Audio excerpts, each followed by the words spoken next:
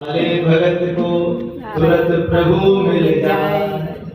तो बहुत ज्यादा अपने आप को चतुर समझता है, विद्वान समझता है, वो भाड़ में चला जाता है, धोखा खाए। जहाँ भीड़ में गया, आपने सुना वो भीड़ के साथ में एक शब्द जुड़ा है भाड़। आप जाते हैं कि बोले अरे वहाँ बहुत भीड़ भाड़ हो रही है, भीड़ ही को भाड़ क्यों कहते हैं? बोले जो भीड़ में गया वो भाड़ में गया। तो जो अच्छे अच्छे चतुर होते हैं, जो ज्ञानी होते हैं, वो रह जाते हैं और भोले वाले भक्त को ठाकुर जी मिल जाते हैं। एक आपको भोले भक्त की कथा सुनाता हूँ, कोई बात नहीं है। तो नारद जी को हम बस तुरंत सारे प्रसंग पूरे कर देंगे, आप घबरा नहीं। पर मैं आपको एक ऐसे भक्त की कथा सुनाता हूँ जिसने कुछ नहीं किया, केवल सरल था, सहज था, और उसकी सरलता पर श्री ठाकुर जी रीझ गए और श्री ठाकुर जी ने उसको दर्शन दिए और उसके कारण सबको दर्शन दिए।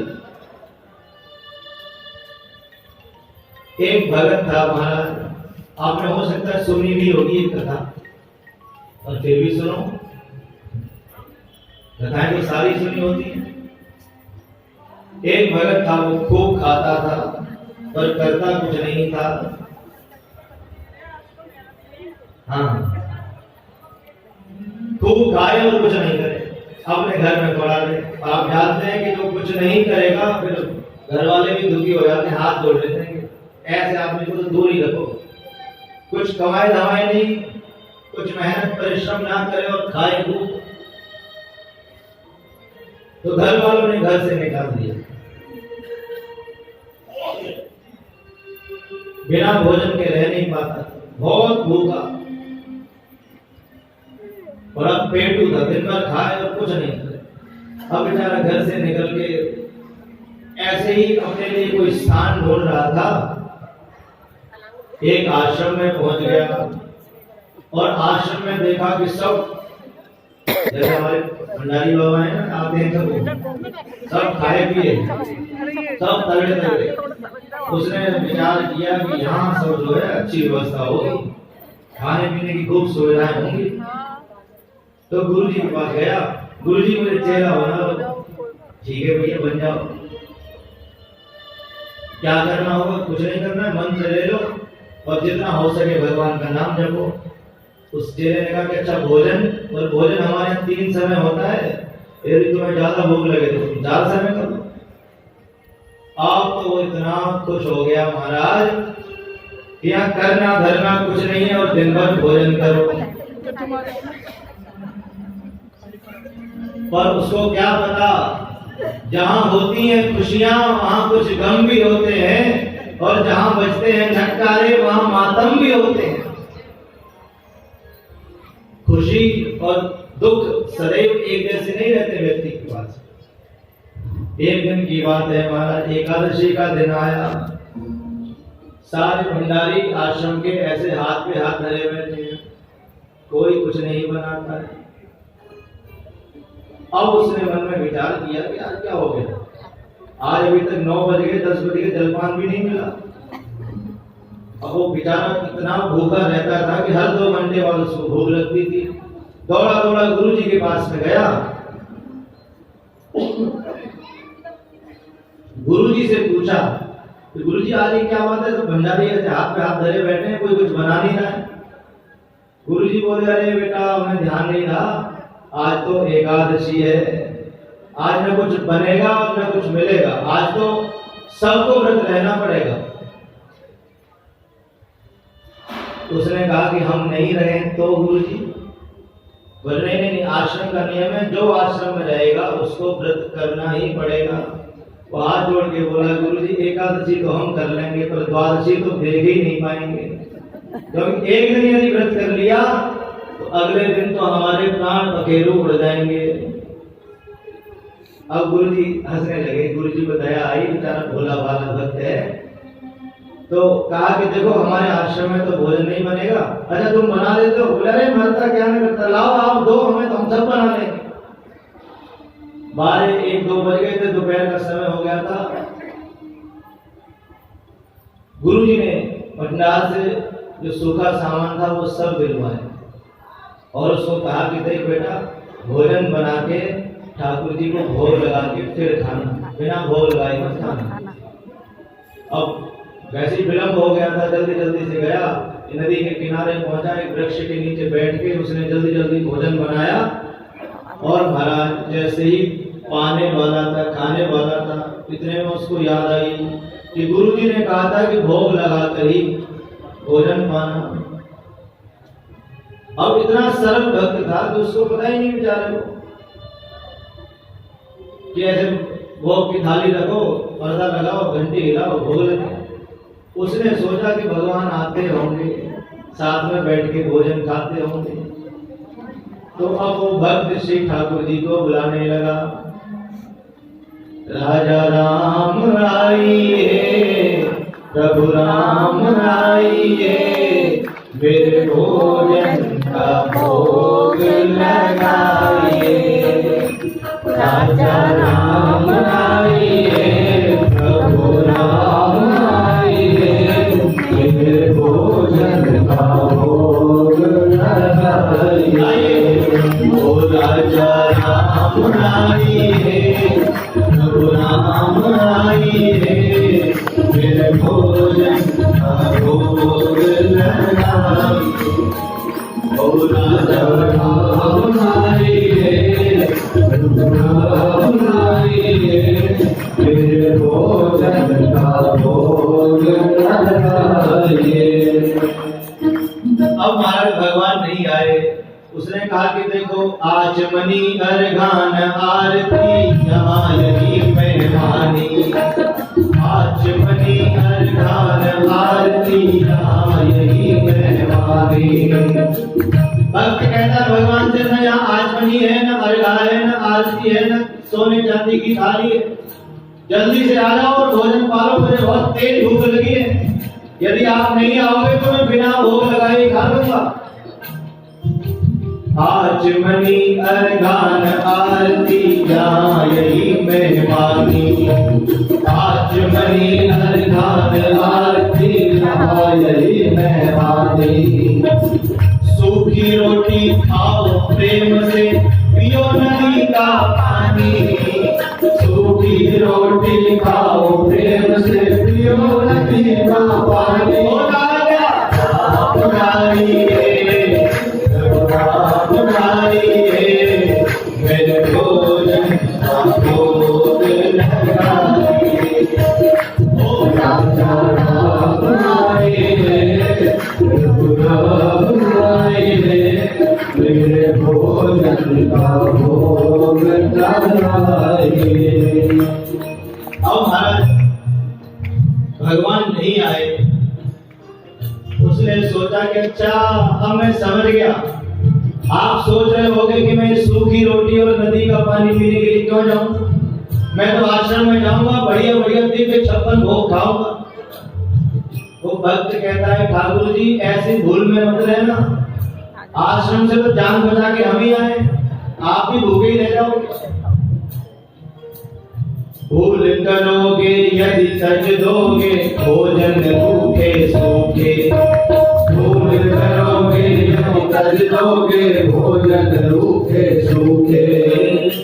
एकादशी आज मंदिर में पड़े रहोगे भूखे, एकादशी आज मंदिर में पड़े रहोगे भूखे। राजा राम आइए, प्रभु राम आइए, मेरे भोजन का भोग लगाइए। राम आइए, प्रभु राम आइए, मेरे भोजन का भोग लगाइए। अब महाराज जैसे ही उसने कहा एकादशी आज मंदिर में पड़े रहोगे भूखे, तो ठाकुर जी प्रकट हो गए। बोलो भक्त वत्सल भगवान की जय। पर भगवान भी कम कौतुकी नहीं है, ऐसे विलक्षण भक्त कभी कभी मिलते हैं उनको। तो श्री ठाकुर जी भगवान राघवेंद्र सरकार अकेले नहीं आए, सीता समारोपित वाम भागम, सीता जी को साथ में लेके आए हैं। अब महाराज उसने दर्शन किए, ठाकुर जी इतने सुंदर लगते हैं, पर कभी ठाकुर जी की ओर देखे, कभी रोटियों की ओर देखे। ठाकुर जी ने पूछा कि क्या हुआ, क्या देखते हो? बोले गुरु जी ने कहा था एक भगवान आएंगे और आप तो दो आए हो। चलो कोई नहीं, आप आगे महाराज, अब थोड़ी बहुत एकादशी तो आज करा ही दोगे हमारी, पर आप बड़े विलंब से आए। अब उस भक्त ने महाराज श्री ठाकुर जी को अपने हाथों से भोजन कराया। भगवान इतने प्रसन्न होकर उस भक्त के हाथों से भोजन कर रहे हैं, क्योंकि भगवान तो प्रेम के भूखे हैं। आप सब जानते हैं, दुर्योधन की मेवा त्यागी, साग विदुर घर खाई, सबसे ऊंची प्रेम से वो भक्त श्री ठाकुर जी को भोजन कराता है। जनक नंदिनी माता सीता को भोजन कराता है और मन में बड़ा आनंदित होता है, बड़ा प्रसन्न होता है। उसने कहा महाराज थोड़ी बहुत एकादशी तो आज आपने करवाई दी, पर अगली एकादशी को समय से आ जाना। भगवान ने कहा कि हाँ तुम तैयारी रखना, हम आ जाएंगे। अब वो चला गया, भगवान चले गए, भक्त अपने आश्रम में आ गए। ना उसने अपने किसी गुरु भाई को बताया, ना गुरु जी को बताया। उसको लगता था कि ये तो सबके साथ ऐसी घटनाएं होती होंगी, तो सामान्य बात है, भगवान यहाँ पे भी भोग लगाने के लिए आते होंगे, क्या बताना। अब महाराज धीरे धीरे धीरे धीरे अगली एकादशी आई। गुरुजी ने पूछा बच्चा आज क्या करोगे? बोला गुरुजी थोड़ा सामान बढ़ा के दो। तो क्यों? क्योंकि वहां दो भगवान आते हैं। गुरुजी ने मन में विचार किया कि विचार खाने पीने का इसको लोभ रहता है, ये भूखा रह गया होगा इसलिए मांग रहा है। तो बोले चलो इसको थोड़ा सामान बढ़ा के दे दो। तो सब सामान लिया, घी, आटा, आलू, चीनी, शक्कर, जो भी नमक, तेल, मसाले सब लेके और उसी वृक्ष के नीचे पहुंच गया। नदी के किनारे बैठकर भोजन बनाया बड़े प्रेम से और श्री ठाकुर जी को बुलाने लगा। ओ राजा राम आइए, सीता राम आइए, मेरे भोजन का भोग लगाइए। राजा राम आइए, सीता राम आइए, मेरे भोजन का भोग लगाइए। ओ राजा राम आइए, सीता राम आइए, मेरे भोजन का भोग लगाइए। राजा राम आइए, सीता राम आइए, मेरे भोजन का भोग लगाइए। अब श्री ठाकुर जी प्रकट हुए हैं, परंतु राम वाम दिश जानकी लखन दाहिनी हो। बाएं हाथ में माता जनक नंदिनी सीता जी है और लक्ष्मण जी दाएं हाथ में खड़े हैं। अब भक्त ने अपने माथे पर हाथ रखे, जय हो भगवान, जय हो। एक को बुलाओ तो दो आते हैं और दो को बुलाओ तो तीन आते हैं। भगवान ने पूछा क्या हुआ? महाराज एक को बुलाया तो दो आए और दो को बुलाया तो तीन आ गए, और ये कौन है? बोले ये हमारे भाई हैं। बोला ये खास भाई हैं, ऐसे पकड़ लाए हो कहीं से? भगवान कहते कि नहीं ये हमारे सगे भाई हैं। उसने कहा महाराज बुरा नहीं मानना, पर एक बात बताओ कि हमने भगवान के भोग का ठेका लिया है कि भगवान के पूरे खानदान का? अब ये सारी बातें लक्ष्मण जी को बहुत बुरी लगी। ये कैसा भक्त है, ऐसे भगवान से बोल रहा है। अब ठाकुर जी बोले कि देखो भैया अब हम आ गए, अब तो तुम्हें भोजन कराना ही पड़ेगा। अब भक्त कहता है महाराज थोड़ी बहुत एकादशी तो आज भी कराई दोगे हमारी। उसने प्रेम से भगवान श्री राम, लखन जी और माता सीता को भोजन कराया। और जब श्री ठाकुर जी जाने लगे तो हाथ जोड़ के बोला कि महाराज अगली बार कितने आओगे अभी बता। भगवान कहते कि तुम तैयारी रखना, हम अपने आप आ जाएंगे, हम आ जाएंगे, तुम तैयारी रखना। अब महाराज गुरु जी के पास गया है।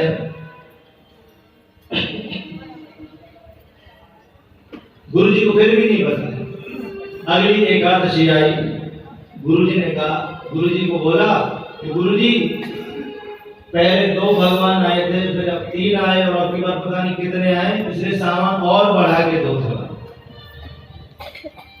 एक गुरुभाई था, उसने कहा कि ये जो है ना बेचता होगा कहीं, इतना खा तो नहीं पाता, यहाँ से सामान ले जाता होगा, वहां जाके बेच देता होगा। तो गुरुजी से कहा कि गुरुजी ये सामान बेचता है, खा नहीं पाता होगा। गुरुजी ने कहा कोई बात नहीं, दे दो, और जब हम पीछे से जाके देखेंगे क्या करता है। अब महाराज उसने और बढ़ा के सामान ले लिया है। सारा सामान लेके उसी नदी के किनारे वृक्ष के नीचे बैठ के मन में विचार करने लगा कि पहले 2 आए थे, फिर 3 आए और अब की बार पता नहीं कितने आए, तो पहले बनाता नहीं हूं, पहले बुला के दे दे, जितने होंगे उसी के हिसाब से फिर भोजन बने। अब महाराज लगा है बुलाने, ओ राजा राम आई है, सीता राम आई है, मेरे भोजन का भोग लगाई। राजा राम आई है, सीता राम आई है, मेरे भोजन का भोग लगाई। राजा राम आई है, लक्ष्मण राम आई है, सीता राम आई है, मेरे भोजन का भोग लगाइए। राजा राम आए, सीता राम आए, मेरे भोजन का भोग लगाइए। बैठ विपिन में भक्त ने की करुण पुकार, तब क्षण में वहां प्रकट हो दिव्य राम दरबार। जैसे ही बुलाया तो महाराज पूरा राम दरबार प्रकट हो गया। भक्त ने हाथ जोड़ लिए, धन्यवाद। एक को बुलाया 3 आए, एक को बुलाया 2 आए, 2 को बुलाया 3 आए, और आज तो हद ही कर दी, पूरा परिवार आ गया। भगवान ने कहा क्या हुआ कि महाराज आप भी बड़े अजीब हो, विचित्र हो, एक को बुलाते हैं 2 आते हैं, 2 को बुलाते हैं 3 आते हैं, और आज तो आपने न जाने किस किस को लेके आ गए अपने साथ में। बस ध्यान रखो, मैं भी भूल में रहने वाला नहीं हूं, मैंने भी आज कुछ बनाया ही नहीं। ये रखा सामान, बनाओ और खाओ। भगवान ने पूछा कि तुम क्यों नहीं बनाते हो, बनाओ। बोले जब हमें कुछ मिलना ही नहीं है तो हम क्यों बनाएं, अपने आप बनाओ, अपने आप खाओ। भक्त कहता है मोते नहीं बनत बनाए, भोजन आप बनाओ अपने, हम केते समझाए। मैंने कितना आपको समझाया महाराज, आप नहीं माने, इसलिए मोते नहीं बनत बनाए। भक्त कहता है आपने अपनी बात पे नहीं स्थिर रहे। हमने तो एक भगवान को बुलाया था, अब 2 आए 3 आए और आज हद कर दी। और चलो ठीक है, अपने परिवारी लोगों को भी लेके आगे, कोई बात नहीं। हनुमान जी की ओर देखकर कहता है अरे नर नारी की कौन कहे, एक बंदर हो संग लाए, मोते नहीं बनत बनाए। बताओ, किसी के घर में निमंत्रण देते हैं तो उसके घर में जो रहने वाले दूसरे जानवर हैं उनको भी निमंत्रण होता है कि उनको भी लेके आगे। बताओ, चलो अपने भाई को लाए, पत्नी को लाए और दूसरे भाइयों को लाए, वो भी ठीक है, पर नर नारी की कौन कहे, बंदर हो संग लाए, इसलिए मोते नहीं बनत बनाए। आप महाराज अपने आप भोजन बनाओ। अब श्री ठाकुर जी ने कहा ऐसा विचित्र व्यक्ति कभी कभी मिलता है, तो श्री ठाकुर जी ने भरत जी को आदेश दिया। भरत जी का नाम ही भरत इसलिए पड़ा है जो पूरे विश्व का भरण पोषण करे। विश्व भरण पोषण कर जोई, ताकर नाम भरत अस होई। तो श्री भरत जी को आदेश दिया कि भैया यहाँ तो अपने आप ही बनाना पड़ेगा अगर भोजन करना है तो। भरत जी ने कहा जो आ गया प्रभु। तो श्री भरत जी भंडारे बनाने लगे। सबको अलग अलग सेवाएं दे दी हैं। लखन जी से कहा कि तुम जंगल से जाकर लकड़ी लेके आओ। चुन के लकड़ी लखन लाल लाने लगे। हनुमान जी को दो सेवा दे दी। पहुंचते पूंछ से आंजनेय चौका, अपनी पूंछ से चौका की सफाई करते हैं हनुमान जी, और हाथों से पोता लगाने लगे। आपने यदि मिट्टी के चूल्हे में कभी काम किया हो तो उसमें पोता फेरते हैं, है ना। पुरानी माताएं जानती होंगी। आजकल तो गैस वाला सिस्टम है, तो जो चूल्हा होता है मिट्टी का उसमें पोतना पड़ता है। पोता मिट्टी अलग से जाती है, वो चिकनी मिट्टी, हाँ। उसका पोता फेरते हैं। तो हनुमान जी को दो सेवा दी गई। चौका की सफाई करनी है, पूंछ से झाड़ू लगानी है और हाथों से पोता लगाना है। श्री भरत जी भंडारे बनाने लगे। शत्रुघ्न जी को भी सेवा दी गई।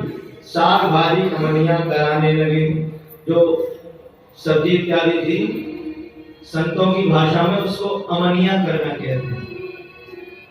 हम लोग कहते हैं सब्जी काट रहे हैं, उसको काटना नहीं कहते। हमारे आश्रमों में यदि आप कहेंगे सब्जी काट रहे हैं तो उसका गलत प्रभाव होता है, इसलिए कहते हैं सब्जी को हम अमनिया करें। तो श्री शत्रुघ्न जी को सेवा दी गई कि आप सब्जी की अमनिया करो। अब साक्षात जिस रसोई में जगत जननी माता जानकी हो, और जैसे ही धीरे धीरे सुंदर सुंदर पदार्थ बने हैं, तो उन पदार्थों की सुगंध पूरे जंगल में फैल गई महाराज। अब ये भक्त बैठा था पेड़ के नीचे, ऐसे बैठे। किसी ने पूछा ऐसे क्यों बैठे हो? बोले जो हमें कुछ मिलना ही नहीं है फिर हम उसको देखें क्यों? जब भोजन में से हमें एक टुकड़ा भी नहीं मिल रहा है तो हम देख के भी क्या करेंगे? तो बेचारा अपने मुंह पे हाथ धर के बैठा। तो जब माता जानकी ने रसोई बनाई तो महाराज उसकी सुगंध पूरे जंगल में फैल गई, और जंगल में जितने ऋषि महर्षि तपस्या करने वाले थे वो सब अपनी अपनी समाधि छोड़कर आने लगे और कहने लगे माता जी थोड़ा प्रसाद हमें भी दे दो, थोड़ा प्रसाद हमें भी दे दो। और इतने सब आए, इसने ऐसे हाथ थोड़ा हटा कर देखा, बोले जब तक हो सकता है पहले का टुकड़ा मिल भी जाता ये और चलेगा। अब महाराज खूब भंडारा बन रहा है। जिस गुरु भाई ने कहा था कि ये बेचता है वो आए देखने के लिए। अब महाराज वहां उसको कोई नहीं दिखाई दे, केवल वो भक्त जो भोला भक्त था वो बैठा है पेड़ के नीचे। पूछा भैया भोजन नहीं बनाया, क्या बात है? वो कहता रहे भैया आप अच्छे आए, देखो देखो कितने यहाँ सब लगे काम करने में। उसको कोई दिखाई नहीं दिया। उसने कहा कहाँ है? यहाँ तो कोई नहीं है। उस भक्त ने भगवान से कहा कि भाई महाराज आप तो हमें झूठा साबित करवा दोगे, आप हमें दिखाई दे रहे हो और हमारे इस गुरु भाई को दिखाई नहीं दे रहे। भगवान कहते हैं कि मैं तुम्हें तो दर्शन दे सकता हूं पर इसको दर्शन नहीं दे सकता। क्यों? उसने कहा ये तो हमसे बड़े हैं, इन्होंने तो हमसे पहले दीक्षा ली है, ये तो हमसे ज्यादा मंत्र जाप कर चुके हैं। भगवान कहते हैं कि भले ही ये बड़े हैं, भले ही इन्होंने तुमसे पहले दीक्षा ली है, भले ही इन्होंने तुमसे बहुत अधिक मंत्र जाप किया है, पर तुम जितने सरल हो उतने सरल ये नहीं है, इसलिए मैं तुम्हें इसको दर्शन नहीं दे सकता। उसने पूछा क्या कह रहे हैं भगवान? बोले भगवान कह रहे हैं कि तुम सरल नहीं हो इसलिए तुम्हें दर्शन नहीं देंगे। अब महाराज उसने मन में विचार किया मैंने जीवन में सब कुछ प्राप्त किया पर मेरे जीवन में सरलता नहीं आई। अब उसी क्षण उसने इतना रोना आरंभ किया और रोते रोते रोते रोते अश्रुओं के मार्ग से उसका सारा अभिमान बह गया और जीवन में सरलता आई। तो उस छोटे गुरु भाई के कारण आज बड़े गुरु भाई को दर्शन हो गया। ऐसी सरलता की महिमा है महाराज। सब कुछ गुरुदेव के चरणों में समर्पित हो जाए, सब कुछ सौंप कर जहां ले चलोगे वहीं मैं चलूंगा। मैंने जहां से ये जो प्रसंग आरंभ किया था कि हम जो भी कर्म करें वो सब अपने गुरुदेव को अथवा अपने इष्ट को समर्पित करके समर्पण भाव से कर्म करना चाहिए। यद् यद् कर्म करोमि तत्तदखिलं शंभो तवाराधनम्। हम जो भी कर्म करें वो सब श्री ठाकुर जी को समर्पित कर दें। जीवन में कभी अभिमान न आए। जब जीव को कर्तृत्व अभिमान आ जाता है तब वो भगवान की कृपा से वंचित रह जाता है। मैना तो मैना करती है और सबके मन को भाती है, और बकरी तो मैं करती है और गले छुरी चलवाती है। कभी वो जो पर्व आता है हम क्यों नाम लें, तो जो मैना मैना करती है वो सबके मन को भाती है, और जो मैं करती है वो अपने गले पर छुरी चलवाती है। इसलिए कभी भी अपने किए हुए पुण्य का अथवा किसी भी कर्म का अभिमान नहीं रखना चाहिए। नारद जी महाराज को अभिमान आ गया था कि मैंने कामदेव